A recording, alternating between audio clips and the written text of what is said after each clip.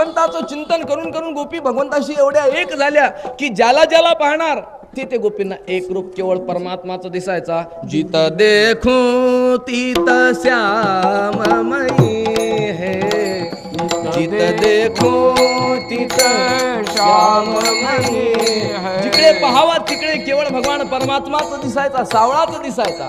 कोण कोण घरात गेले, सासूबाईला सासूबाई म्हणून नमस्कार करावा, सासूबाईची सेवा करावी. सासूबाई चहा घेता का, सासूबाई कॉफी घेता का, सासूबाई दूध घेता का, अशी सेवा करावी लागते सासूबाईची. पण या गोपी असं काहीच करायला तयार नाही. सासूबाई विचार करायला लागले, ही अलीकडे बदललेली दिसते. पूर्वीच्या काळी चांगली सेवा करायची, आता कुठून येणे हिला उपदेश दिला कोणी काय सांगा, सेवाच करीत नाही अलीकडे.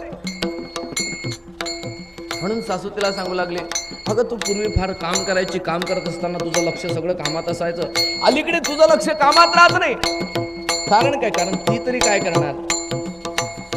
मन हे गोविंदी देह काम करी, ओ मन हे गोविंदी मन गोविंदाकडे लागलेलं होतं, केवळ देहाने काम करत होती, म्हणून तिची चूक होती. सासूबाईच्या काही लक्षात येणं हे काय भानगड, गडबड काय चालली. ती बिचारी लेकुरवाडी होती, छोटस बालक होतं तिच्याजवळ. बाळाला घेऊन बसले असताना सासूबाईने सांगितलं, उठ लवकर, ही बरणी घे. तिच्या मुलीचं नाव होतं हरणी. सासूबाईनं दिली तिच्याकडे बरणी लोणच्याची, ही बरणी घे, शिंक्यावर ठेव. बरणी घेऊन शिंक्यावर ठेवण्यासाठी उठली, पण हरणी राहते का. हरणीनं केला आपला बाजा सुरू.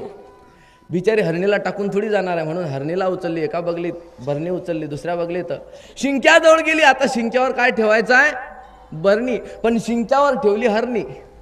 आणि काखेत घेऊन बरणी तशी निघाली घराच्या बाहेर. सासू म्हटली, वेड लागलेलं दिसते तुला, कुठं गेलं कुठं तुझं मन, मन कुठं जाणार. त्या परमात्म्याने हरण केलं होतं, कारण त्या परमात्म्याच्या जवळ एक साधन होतं, बासरी.